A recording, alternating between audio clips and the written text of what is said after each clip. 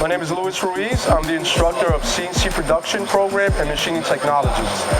Some of the jobs that the students will be hired in is CNC technician, manual machinist, program writing, which they have the ability to design their own parts, generate the blueprint to their parts, and also machine their parts. It's a junior level engineering program. On a regular day, they come into the classroom, we do lecture on blueprint reading, metrology, mathematics, and then they go into the shop and they work on manual projects.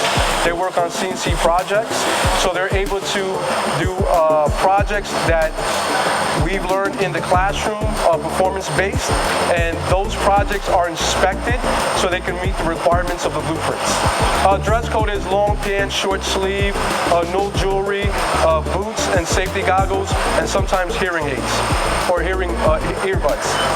And I'm looking forward to having the students here.